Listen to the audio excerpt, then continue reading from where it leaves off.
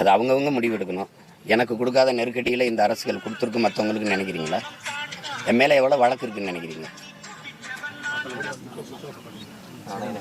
எவ்வளோ வழக்கு? இப்போ நேற்று சீமான் அவர்கள் காரைக்குடிக்கு வந்தார். காரைக்குடியிலையும் ப்ரெஸ் மீட் வச்சாங்க. நிறையா விஷயங்கள் பேசினார். அந்த ப்ரெஸ் மீட் நடந்துக்கிட்டு இருக்கும்போதே டக்குன்னு பேக்ரவுண்ட்லேருந்து ஒரு பாட்டு ப்ளே ஆகுது, ரிங்டோன் அடிக்குது.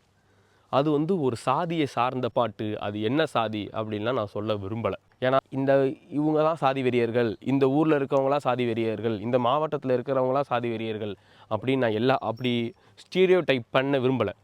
சாதி எல்லார் மனநிலையும் எல்லார்ட்டையும் இருக்குது. அது வட இந்தியாவில் இருந்து தென்னிந்தியா வரைக்கும், வட தமிழ்நாட்டில் இருந்து தென் தமிழகம் வரைக்கும் எல்லா இடத்துலையுமே சாதி இருக்குது. நான் குறிப்பிட்ட இந்த பகுதியில் தான் சாதி இருக்குது, இந்த மக்கள்கிட்ட தான் சாதி இருக்குது, இந்த மக்கள் தான் சாதி வெறியர்கள், இந்த சாதியில் இருக்கிறவங்களாம் சாதி வெறியர்கள் அப்படின்னு ஸ்டீரியோ டைப் பண்ண விரும்பலை. சரி, அது ஒரு பக்கம் இருந்து போகுது. இப்போ டிவிக்கே ஒரு ப்ரெஸ் மீட் வைக்கிது. ஆதவ அர்ஜுனாவோ இல்லை புஷி ஆனந்தோ இல்லை சிடி நிர்மல்குமாரோ இல்லை அருண்ராஜோ இல்லை விஜய் இன்னும் ப்ரெஸ் மீட் கொடுப்பாரானே தெரில. சரி ரைட், அவங்க ஒரு ப்ரெஸ் மீட் வைக்கிறாங்க. அந்த ப்ரெஸ் மீட் நடந்துக்கிட்டு இருக்கும்போது டக்குன்னு பேக்ரவுண்டில் இப்போ என்டிகே ப்ரெஸ் மீட்டில் சீமான் ப்ரெஸ் மீட்டில் ப்ளே ஆன பாட்டு மாதிரியே ஒரு பாட்டு ப்ளே ஆகிருந்துச்சுன்னா சாட்டை துரைமுருகன் வேகமாக ஓடி வந்திருப்பேன் கடிக்கிறதுக்கு.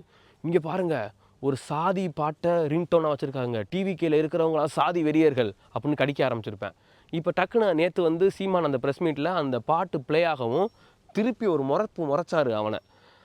இப்போ அது மாதிரி சிடி நிர்மல்குமாரோ இல்லை ஆதவ அர்ஜுனாவோ முறைச்சிருந்தா சாட்டை துரைமுருகன் என்ன சொல்லியிருப்பேன், ஒரு தமிழ்குடி, அந்த தமிழ்குடி அவங்களோட பெருமையை வெளிப்படுத்துகிற மாதிரி ஒரு பாட்டை ரிங்டோனாக வச்சுருக்காங்க, அந்த பாட்டு ரிங்டோன் அடிக்குதுங்க, அதுக்கு முறைக்கிறாங்கங்க, இவங்கெல்லாம் தமிழ்குடிக்கு எதிரானவங்க அப்படின்னு நம்ம அண்ணன் சாட்டை துரைமுருகன் வீடியோ போட்டிருப்பார்.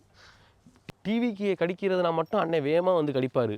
ஆனால் இந்த இடி ரைடு கேஎன் நேரை பற்றி பேசணும்னு சொன்னோம்னா அண்ணன் பேச மாட்டார். புது முதலாளிகள் நல்லா இருந்தேன் போனேன், நல்லா வாழ்கிற, சந்தோஷமாக இரு போ.